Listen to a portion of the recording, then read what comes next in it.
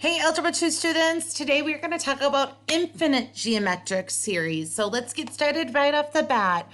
What is an infinite geometric series? It is a series that approaches a sum because the common ratio, the absolute value of the common ratio is between 0 and 1. And successive terms continue to get smaller as the series continues. This is an infinite geometric series. So each term keeps getting smaller and smaller and smaller, and that common ratio, when you find it, the absolute value has to be between 0 and 1. The formula that you will need for today is the sum of that infinite series is equal to a sub 1, the first term, divided by 1 minus r, that common ratio.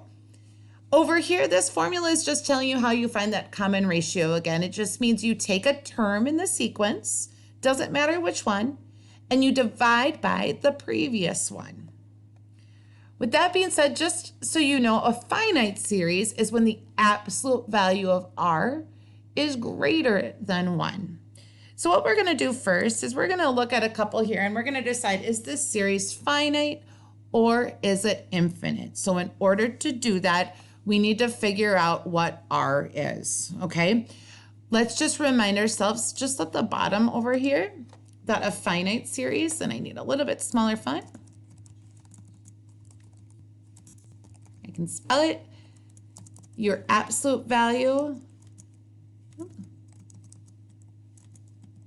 Oh, okay, I can do it, I promise. Has to be greater than 1. And for an infinite, 0 is less than the absolute value of r, so that common ratio, which is less than 1. Okay, so let's find those common ratios right now. So if I take, let's see my little arrows here, these two right here. So I take 1 and I divide it by 2, that gives me 0.5. So I'm just going to write a little r right here. R is equal to 0.5 here. And I'm going to double check again because remember, these have to be geometric in order to work. So let's just double check this next one. If I take 1 and I multiply it by 0.5, do I get 1/2? And I do. Okay, so that's a nice confirmation there.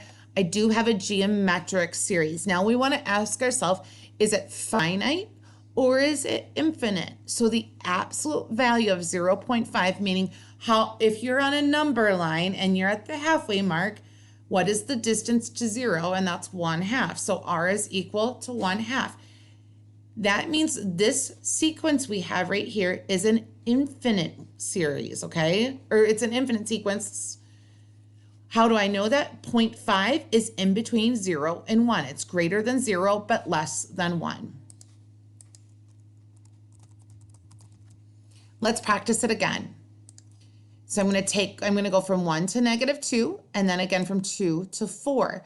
We need to figure out what that common ratio is. How do I figure out that common ratio? I'm going to take -2 divided by 1, which is equal to -2. Now I just want to double check that it works each time. So 1 times -2 is -2, and -2 times -2 is 4, okay? Now I'm going to take the absolute value of -2, meaning how far away from 0 are we? What's the distance? And that absolute value of -2 is equal to 2. That's greater than 1, so that means we have a finite sequence here. Now let's do it one more time. At this point, I want to encourage you to try it on your own and see if you can do it on your own. Okay, so in this video that I'm taking right now, that you can probably hear my kids talking in the background, I'm sorry. In this video, we want to find that common ratio first. Okay, so I'm going to take -4, this term right here in the sequence, and divide it by that previous term. That gives us a -0.25. If I take 16 times -0.25, I get -4. Now, if I take -4 times -0.25, I get +1. The absolute value now of -0.25 is 0.25. That is between 0, right, and 1. 0.25 is greater than 0, but less than 1. So this one here is infinite. Okay, now let's work on finding the sum, okay, of the series. So like everything when we're dealing with geometric, it's always helpful to find that r first. So I'm going to do that in this problem. I have 2, and then I have 1 and 1/2, okay? So I have r is equal to, take a term, it doesn't matter what term, I'm going to take 1 here, divide it by that previous term, 2, and that gives you 0.5. I know my a sub 1 is 2. I know my r is 0.5, so now I'm just going to plug my values in. So I have 2 on the top, 0.5 there on the bottom, numerator, denominator. Next, I'm going to simplify this denominator right here. So I have 2 divided by 0.5 because 1 minus 0.5 is 0.5. Lastly, what I'm going to do is I'm going to divide them. 2 divided by 0.5 and 2 divided by 0.5 is 4. So my final answer is 4. If I went too fast, make sure you're pausing along the way, you guys. It's a video, so I can go faster, but it's up to you to make sure you pause at each step if you need to. So rewind if that went too fast. Slow it down by pausing along the way. Let's do another problem together. 16, -4, +1, so on and so forth. Let's find that common ratio first.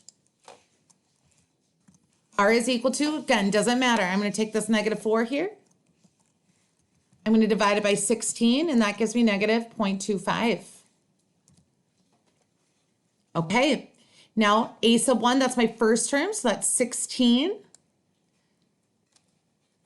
And then 1 minus r, so 1 minus a -0.25. I'm going to simplify my denominator now. 2 negatives, I know, give me a positive. So that's 16 over, I'm going to extend this so you don't get confused, 1 plus 0.25. When I extend that, or when I figure out my denominator again, 1 plus 0.25, I have 16 divided by 1.25, which gives us a final answer of 12.8. Okay, so what is our goal today, you guys? Our goal is to make sure that we can just evaluate if something is finite or infinite. Once we know it's infinite, if you can find the sum of that series. Everyone, you guys have a great and fantastic day. I hope you're all staying well, staying healthy, and keep smiling.